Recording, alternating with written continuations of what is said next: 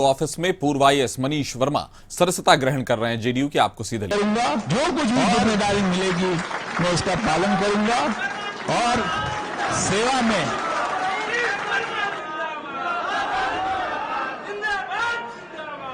ये आप जानते हैं कि 2012 में जब बिहार में आया था तो मार्च के समय आया था। 2012 के अगस्त में 15 अगस्त को माननीय मुख्यमंत्री जी गांधी मैदान से बोल रहे थे। मैं नीचे बैठ के सुन रहा था और बोलते बोलते उन्होंने कहा, जब बिजली की बात आई तो उन्होंने कहा कि मैं बिजली की स्थिति में सुधार लाऊंगा और यदि बिजली की स्थिति में सुधार नहीं ला पाया तो मैं आपसे वोट मांगने नहीं जाऊंगा। मेरे जीवन में मैंने बहुत नेताओं को सुना, बहुत पॉलिटिशियन को सुना, बहुत कि मैं बिजली की स्थिति में सुधार लाऊंगा और यदि बिजली की स्थिति में सुधार नहीं ला पाया तो मैं आपसे वोट मांगने नहीं जाऊंगा।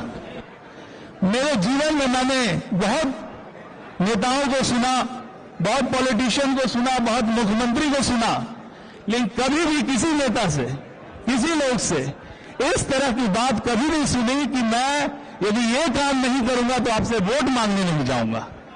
मैं कहा कि अद्भुत बात है, ये एक डेमोक्रेसी में नया चीज है कि एक पॉलिटिशियन, एक नेता जनता से वादा करता है कि मैं ये काम करूंगा और करने के बाद मैं यदि नहीं कर पाया तो आपके सामने नहीं जाऊंगा। ये मेरे लिए बहुत अद्भुत घटना थी, मन को झकझोर दिया। लगा कि यह संभव है कि 2012 की बात है, 2015 में इलेक्शन होना है, 3 वर्ष में क्या संभव है कि बिजली हो जाएगा। हम लोग लालटेन युग में पैदा हुए, लालटेन युग में पढ़ाई की और लालटेन साफ करते करते ऐसे आईएएस बन गए। तो उस युग का हर बच्चा जानता है कि किस तरह से हम लोगों ने पढ़ाई की। और माननीय मुख्यमंत्री जी वो कह रहे थे, वो अद्भुत बात कह रहे थे।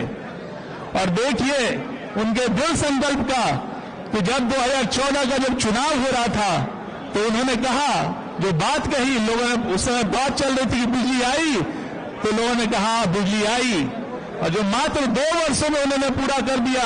और 2015 में, और संयोग की बात है कि मैं डीएम था और डीएम के बाद बिजली कंपनी में था और मुझे ही वो जिम्मेदारी मिली थी। उस वक्त प्रत्यय थे सीएमडी, हम 3 कंपनी के एमडी थे और ये काम करने का मुझे माननीय मुख्यमंत्री की तरफ से जो संयोग उन्होंने दिया, सहयोग दिया,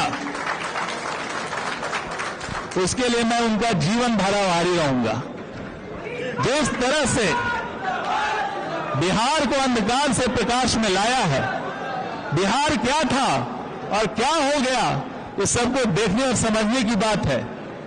उनका सत नमन है, वो युग पुरुष हैं, उनका आकलन अभी नहीं हो पाएगा, लेकिन भविष्य में जब कोई पीछे मुड़ के देखेगा तो उनका सही आकलन होगा कि बिहार को उन्होंने किस तरह से कहां बढ़ाया है, क्या क्या नहीं हुआ बिहार में और क्या क्या नहीं हो रहा है।